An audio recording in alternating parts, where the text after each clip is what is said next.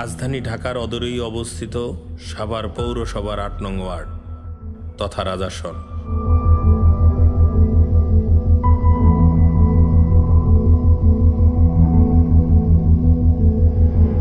কয়েক বছর আগেও যে রাজাসন ছিল হাজারো সমস্যায় জর্জরিত, আধুনিক সব সুবিধা থেকে অনেকটাই বঞ্চিত।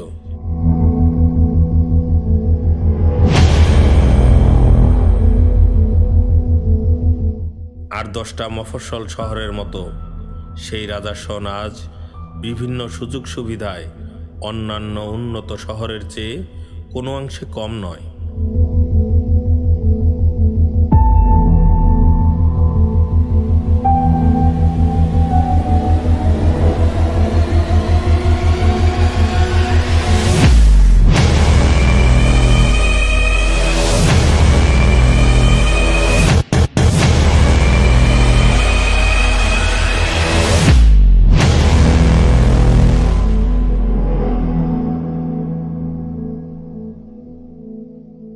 গত 6.5 বছরে রাজাসনে যে পরিমাণ উন্নয়ন হয়েছে তা যে কাউকে অবাক করে দেওয়ার মতো।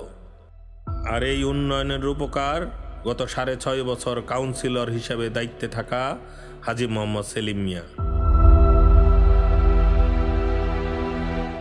রাজাসনের প্রত্যেকটা গুরুত্বপূর্ণ রাস্তাঘাট,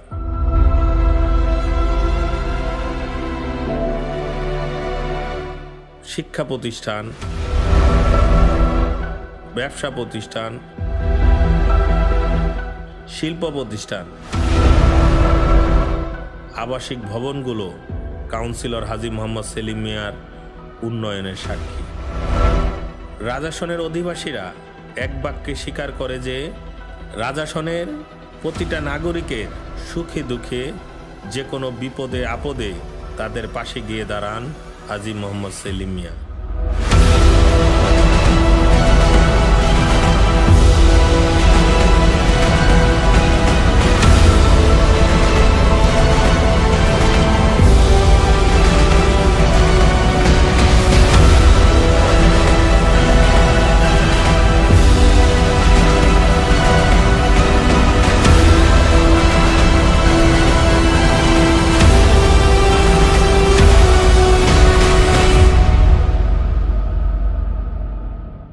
তিনি সাভার পৌর আওয়ামী লীগের বর্তমান সাংগঠনিক সম্পাদক এবং ৮ নং ওয়ার্ড আওয়ামী লীগের সাবেক সাধারণ সম্পাদক।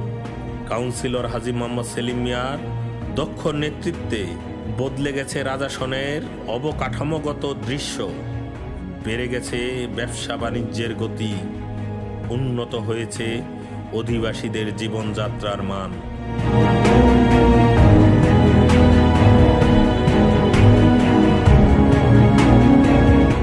হাজী মোহাম্মদ সেলিম মিয়া যুব সমাজকে মাদকের আগ্রাসন থেকে দূরে রাখতে প্রতিষ্ঠা করেছেন শফিক ফুটবল একাডেমির মতো একাডেমি প্রতিষ্ঠান। সাভারের কৃতি সন্তান হাজী মোহাম্মদ সেলিম মিয়ার জন্ম রাজাসনের সম্ভ্রান্ত চানমিয়া পরিবারে। তার পিতা মরহুম বিল্লাল মিয়া ছিলেন রাজাসনের একজন সুপরিচিত এবং প্রভাবশালী মাতবর। অপরদিকে তার চাচা মরহুম আব্দুল কাদের ছিলেন সাভার পৌরসভার ৮ নং ওয়ার্ডের একজন সফল কাউন্সিলর এবং ভারপ্রাপ্ত পৌর মেয়র। হাজী মোহাম্মদ সেলিম মিয়া পড়াশোনা করেছেন রাজাসন সরকারি প্রাথমিক বিদ্যালয়ে এবং ধরেন্ডা সেন্ট জোসেফস উচ্চ বিদ্যালয়ে।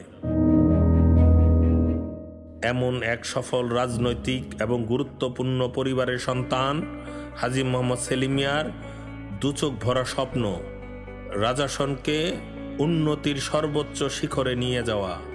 এই স্বপ্ন পূরণ করতে প্রয়োজন সমগ্র রাজাসনবাসীর দোয়া, সমর্থন ও পাশে থেকে তাকে সহযোগিতা করা। উন্নয়নের ধারা অব্যাহত রাখতে সেবার অভিজ্ঞতা ও দক্ষ নেতৃত্বের প্রয়োজন, যা হাজী মোহাম্মদ সেলিম মিয়ার মধ্যে বিদ্যমান। তাই আসছে 16ই জানুয়ারি সাভার পৌরসভা নির্বাচনে ৮ নং ওয়ার্ড তথা রাজাসনের কাউন্সিলর হিসেবে হাজী মোহাম্মদ সেলিম মিয়াকে ডালিম মার্কায় ভোট দিন।